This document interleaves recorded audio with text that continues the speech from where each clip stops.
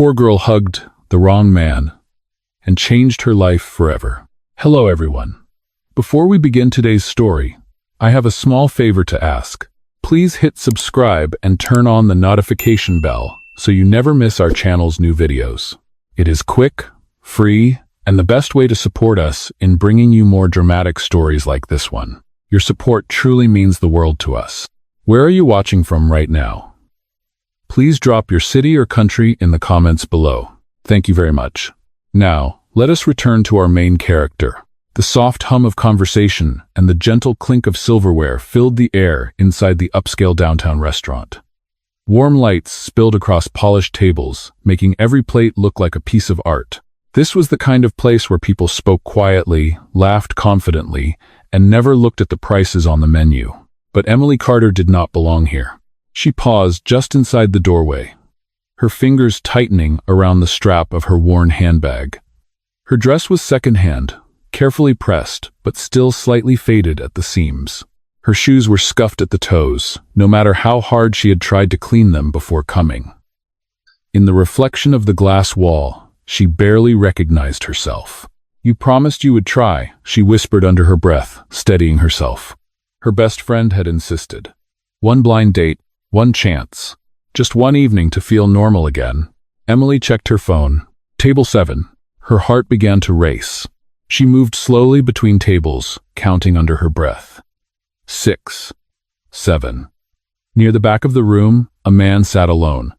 He wore a dark jacket, simple but perfectly fitted. His posture was relaxed, his attention fixed on his phone, as if he belonged here without effort. That must be him, Emily thought. Before her courage could fade, she walked straight toward the table. "Hi," she said quickly, forcing a smile that trembled at the edges. "You must be Daniel. I am Emily. It is nice to finally meet you." The man looked up. For just half a second, something unreadable crossed his face. Surprise, confusion, and then something else. Curiosity. "Yes," he said calmly, standing halfway out of his chair. "Nice to meet you, Emily." "Nice to meet you." Relief washed over her. She sat down before he could change his mind. "I am sorry if I am a little nervous."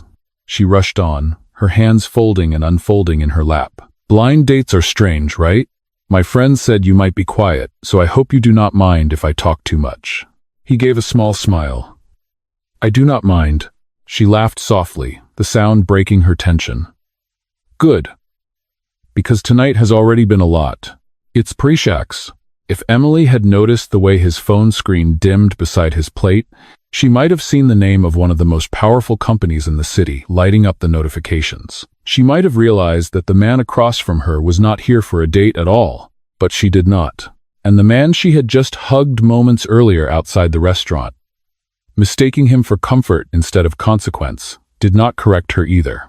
Because for the first time in a very long while, Lucas Reed, billionaire and chief executive officer, was being seen not for his status, but simply as a man sitting at the wrong table with the right woman. The conversation flowed more easily than Emily had expected. Once the initial nerves settled, words seemed to find their way out on their own. She talked about her day at the diner, about the customers who lingered too long over cheap coffee, about the way her feet ached by the end of every double shift. She laughed at herself, brushing it off as if it did not matter. But it did matter. Lucas listened quietly, his attention fully on her, not on his phone, not on the room around them. He asked simple questions. Where did she grow up? How long had she lived in the city? What did she want to do if money were not a problem? That last question caught her off guard. Emily hesitated, then smiled faintly.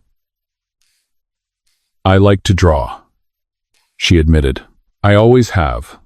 I keep telling myself it is just a hobby, but one day I would love to have a small studio, nothing fancy. Just a place where I could breathe." She did not see the way Lucas studied her when she said that, as if he were trying to memorize every word. When the check arrived, Emily reached for her bag without thinking. Panic flickered across her face as she realized how light it felt. "I can cover it," Lucas said calmly. She shook her head too fast. "No, it is okay. I invited myself to the wrong table. The least I can do is pay." He paused, then nodded. "All right. We can split it. Relief softened her shoulders. She counted the bills carefully, leaving just enough to get her through the next 2 days. Outside, the night air felt cooler. The city lights blurred slightly as Emily stepped onto the sidewalk. For a moment, she stood there awkwardly, unsure of how to end something that had never been meant to begin. "Well," she said, forcing a light tone, "thank you for not making this more embarrassing than it already was." Lucas smiled. "Thank you for sitting down." They parted ways, walking in opposite directions. Emily did not look back. She did not see Lucas stop after a few steps, his expression changing as his phone buzzed again. He slipped it back into his pocket without answering. Across town, Emily unlocked the door to her small apartment. The lights flickered on, revealing chipped paint, a narrow couch, and a stack of unopened envelopes on the counter. Rent. Utilities. A final notice from the credit card company. She set her bag down and leaned against the counter, closing her eyes. Tomorrow, she had an early shift. After that, she needed to ask her manager for more hours. Again. And if that did not work, she would have to decide which bill could wait another week. She pulled a thin sketchbook from her bag and flipped it open. Half-finished drawings filled the pages. Faces, hands, moments she had noticed but never had time to keep.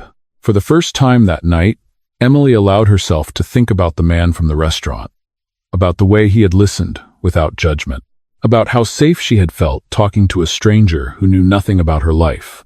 She shook her head gently and closed the sketchbook. It was just a mistake, she reminded herself. A brief pause in a life that did not leave room for distractions.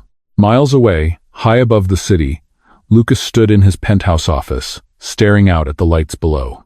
The silence felt heavier than usual. For years, people had known exactly who he was the moment they met him.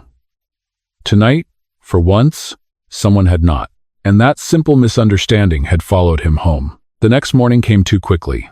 Emily was already on her feet before sunrise, tying her hair back as she stepped into the narrow kitchen of the diner.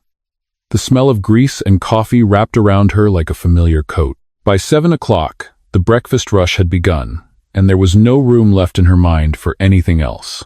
Orders, plates, smiles.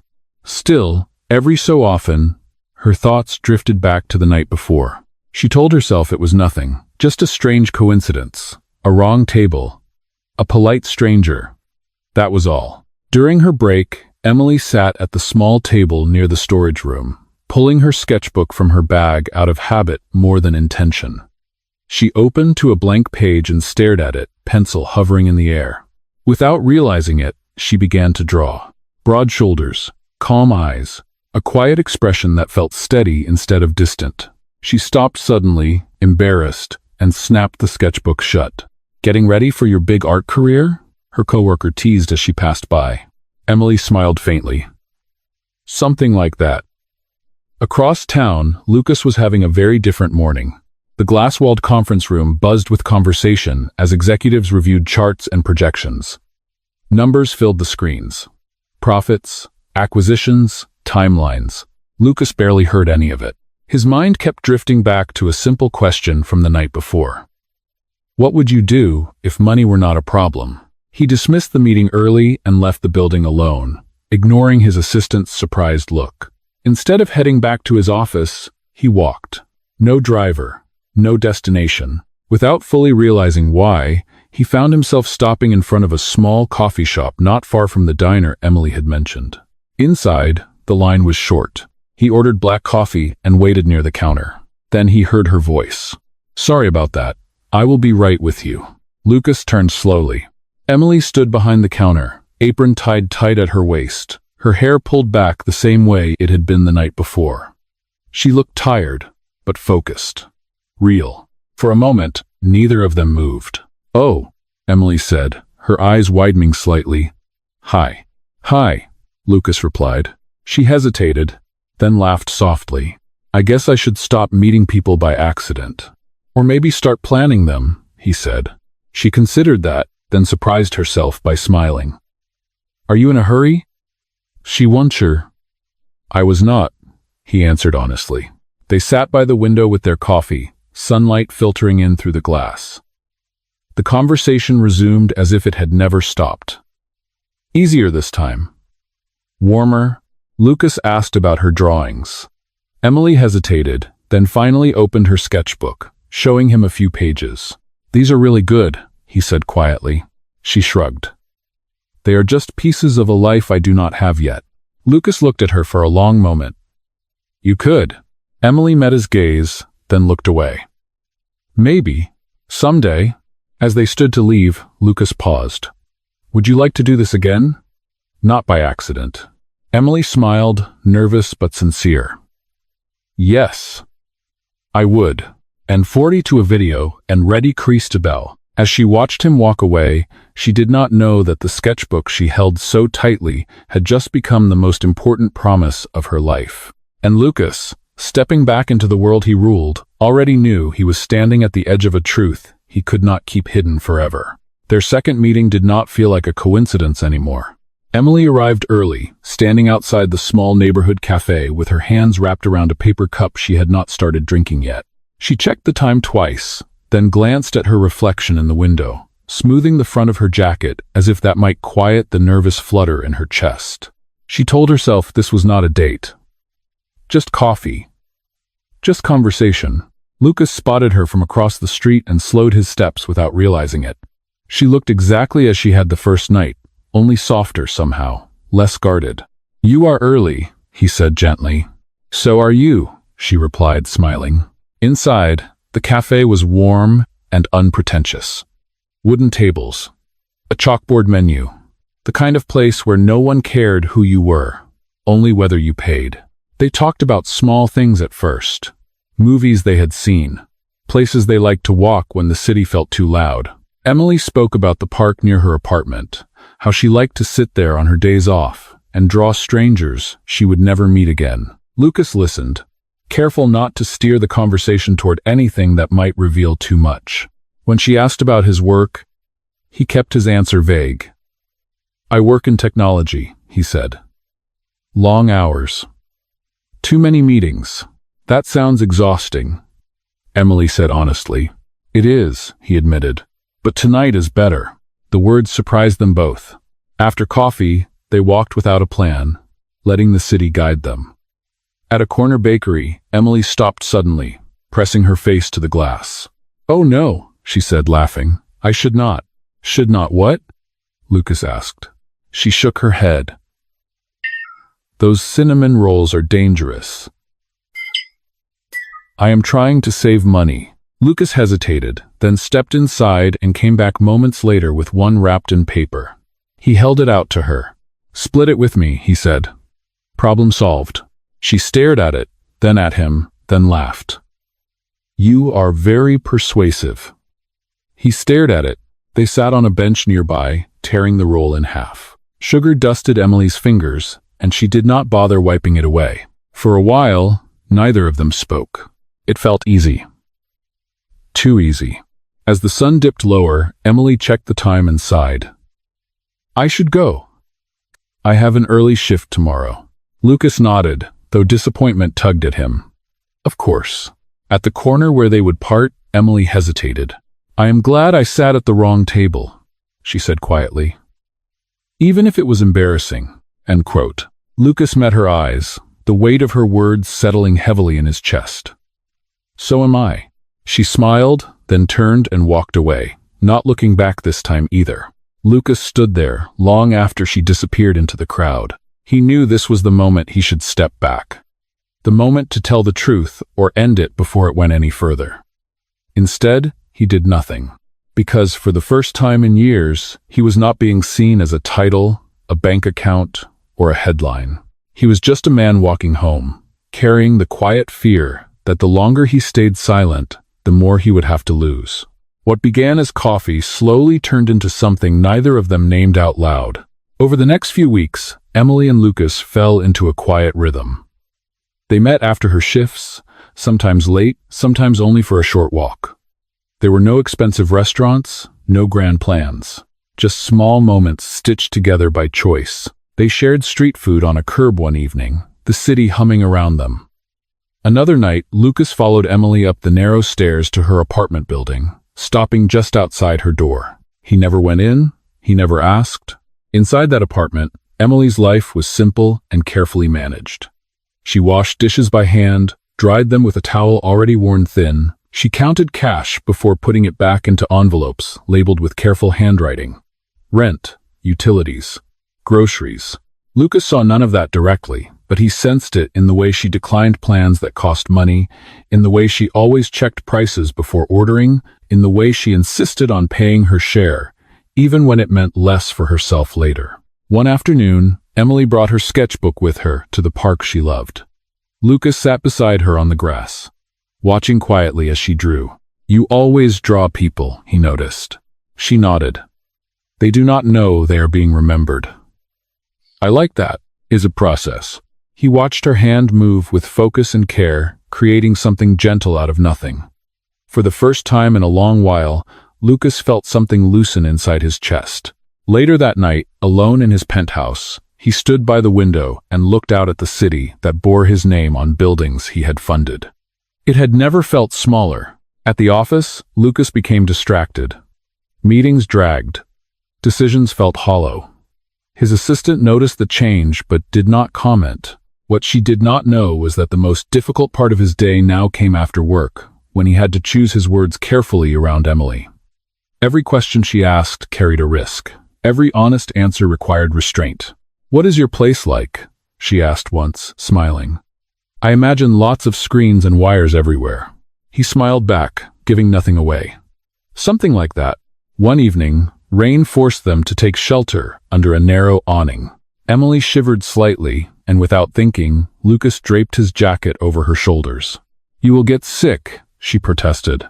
"I will survive," he said. She looked up at him then, really looked at him, and something in her expression shifted.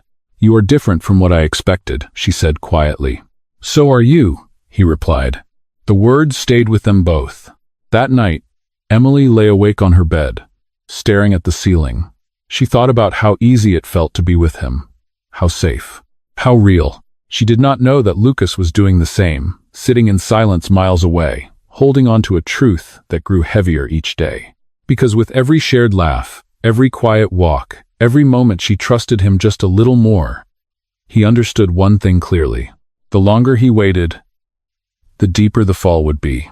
And yet, he kept choosing tomorrow. The invitation arrived on a thin piece of cream-colored paper. Emily held it carefully, afraid she might crease it by accident. The words were elegant, formal, and intimidating all at once. A charity gala. Downtown? Black tie optional. "I know it is last minute," Lucas had said almost casually, "but it would mean a lot to me if you came." Emily laughed nervously. "I do not exactly own anything that says black tie." "You will be perfect," he replied without hesitation. She wanted to believe him. On the night of the event, Emily stood in the narrow bathroom of her apartment, adjusting a simple dark blue dress she had borrowed from a coworker. It fit well enough, though she knew it was nothing like what the other women there would be wearing. She brushed her hair one last time and took a deep breath. It was just a charity event, she told herself. Nothing more. The venue was breathtaking. Crystal lights hung from the ceiling, casting soft reflections across polished marble floors. Men in tailored suits and women in gowns moved easily through the space, their laughter confident, practiced. Emily felt the familiar pull of self-consciousness settle in her chest. Lucas met her at the entrance. For a moment, she forgot to breathe. He looked different tonight. Sharper, collected, as if this world fit him in a way she had never fully seen before. "You look amazing," he said quietly. She smiled, relieved by the warmth in his eyes. "You clean up well yourself." And Brett. They moved through the room together, Emily's hand resting lightly on his arm. People nodded as they passed. Some smiled. Others looked curious. Then the lights dimmed slightly. A voice filled the room, confident and clear, welcoming everyone and thanking them for their generosity. Emily listened politely, only half paying attention, until she heard a name that made her heart skip. "And now," the speaker continued, "please join me in welcoming the guest of honor and the man whose vision made tonight possible, Lucas Reed." Applause erupted. Emily froze. She felt Lucas shift beside her, felt the subtle tension move through him like a held breath finally released. The man standing next to her stepped forward, straightening his jacket, his expression calm and familiar in a way that suddenly made terrifying sense. The room seemed to tilt.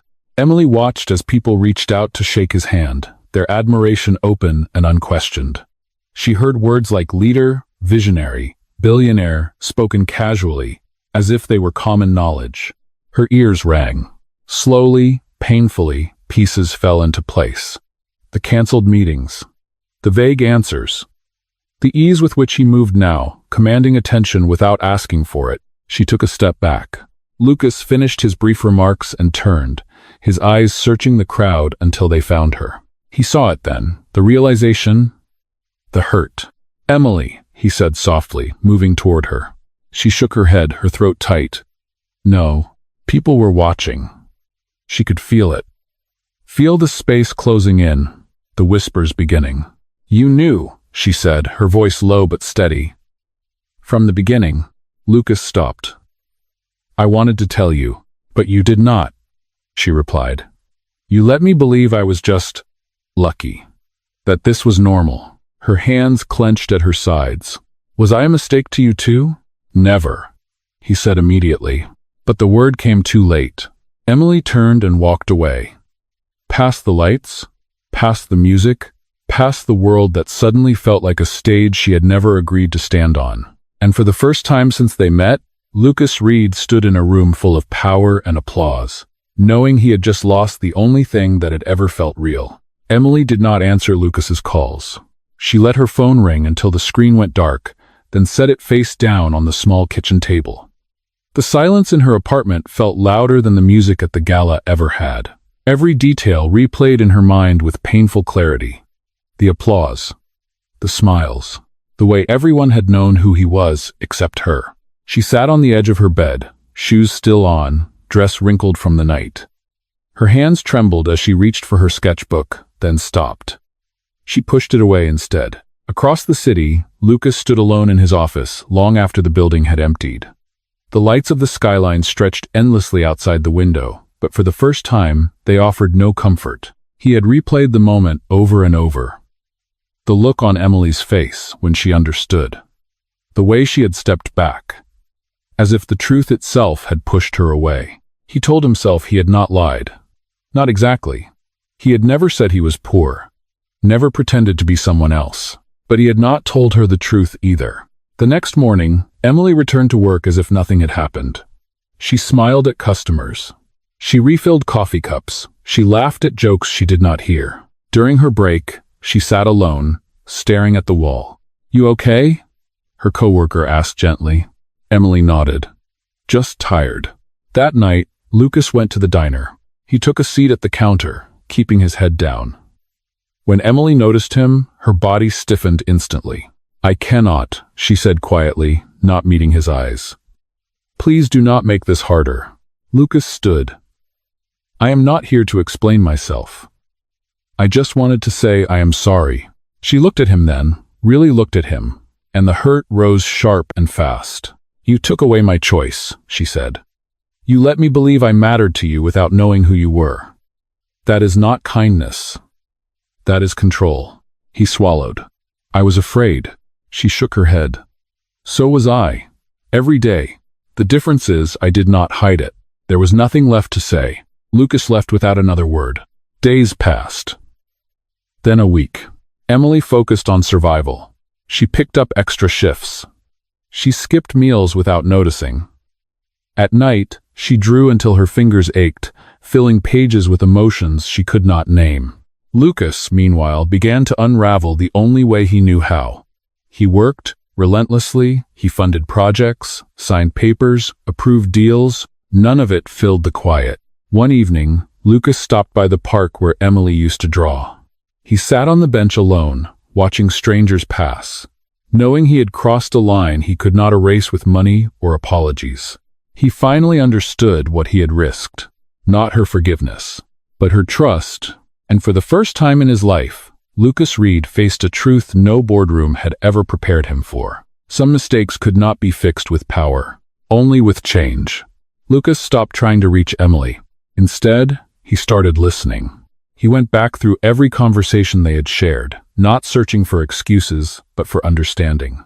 He saw the moments he had dismissed as small. The way she counted money before ordering, the way she lit up when she talked about drawing, the quiet pride she carried even when she had almost nothing. And for the first time, Lucas asked himself a question he had never needed to answer before. What does she need? Not from me, but for herself. The answer had been there all along. Emily found the envelope taped to her apartment door late one evening, after a double shift. There was no logo, no expensive stationery, just her name, written carefully by hand. Inside was a simple card. No apology, no explanation, only an address, a date, and one line at the bottom. Come only if you want to. Emily read it twice. She almost threw it away, but something stopped her. The building was old, tucked between warehouses on the edge of downtown, the kind of place people passed without noticing. Inside, the space smelled faintly of fresh paint. Emily stepped in slowly. Her breath caught. The walls were lined with drawings. Her drawings? Pages she had filled late at night, faces she had sketched in the park, hands, moments, quiet emotions she had never shown anyone. Each piece was framed simply. No price tags, no grand plaques, only small cards beneath them, handwritten, Emily Carter. Her legs felt weak. Lucas stood near the back of the room, not approaching her, not speaking. He watched as she walked from piece to piece, her hands trembling as she recognized memories she thought only she held. When she finally turned to him, tears blurred her vision. "You had no right," she said softly. "I did not do this for me," he replied. "I did it because you once said you wanted a place to breathe. Remari. Daughter a Klaus." He gestured around the room. Emily swallowed hard. "Why?" "Because you deserve to be seen," Lucas said. "Not as someone I helped, but as someone who creates." She looked again at the walls. At the quiet, respect in every detail. At the absence of his name anywhere in the space. "This does not erase what happened," she said. "I know," he answered. "I am not asking it to." Silence stretched between them. Then Emily took a step closer. "You did not try to explain," she said slowly. Lucas shook his head. "I already did enough damage with words." She closed her eyes for a moment, steadying herself. "This does not mean I forgive you," she said. "I understand. But," she continued, her voice barely above a whisper, "this is the first time since the gala that I feel like myself again." Lucas nodded, accepting the truth of it. Emily turned back to the room, to the life she had almost stopped believing in. And for the first time since he had met her at the wrong table, Lucas Reed chose not to lead. He chose to wait. The gallery did not close after that night. It stayed open quietly, 3 afternoons a week, with no announcement and no press. People wandered in by accident, drawn by the warmth of the space more than the name on the door. Emily came often, sometimes to talk, sometimes just to sit and draw again, breathing in the silence she had once only imagined. Lucas never pushed. He showed up when she invited him. He stayed away when she needed space. When people asked him about the gallery, he redirected the conversation back to her work, her vision, her voice. Slowly, trust began to return. Not all at once. Not easily. One evening, weeks later, Emily found Lucas waiting for her at the park bench where she used to sketch strangers. He stood when he saw her, hands open, unguarded. "I wanted to tell you something," he said. She nodded. "Go ahead, everyone." "I am stepping back from daily operations," Lucas said calmly. "Not leaving. Just changing how I lead. I realized I do not want to build things that cost me the people who matter." Emily studied him. "You are not doing this for me." "No," he answered. "I am doing it because I finally understand myself." She sat beside him. They talked until the sun dipped low, about nothing urgent and everything important. When silence settled, it felt earned. A few months later, the gallery hosted a small gathering. No donors, no executives, just co-workers from the diner, a few neighbors, and people who had come to love the drawings on the walls. At the end of the night, when the room was nearly empty, Lucas took Emily's hand. "This is not a grand gesture," he said quietly. "It is just the truth." He reached into his pocket and pulled out a simple ring. No spotlight, no audience. "I sat at the wrong table," he continued, "and it was the best mistake of my life. If you choose me, it will be as an equal, always." Emily felt tears rise, not from shock, but from recognition. She nodded. Yes, they did not rush the wedding. When it came, it was small. A quiet ceremony inside the gallery, surrounded by art, laughter, and people who had seen Emily when she had nothing, and Lucas when he had learned to let go. As they stood together, Emily realized something that surprised her. She no longer felt small, and Lucas, standing beside her, finally felt known. Love had not come from wealth or power or planning. It had come from a simple mistake, a moment of honesty delayed, and the courage to choose differently when it mattered most. Sometimes, the wrong beginning leads to the right life, and this was theirs.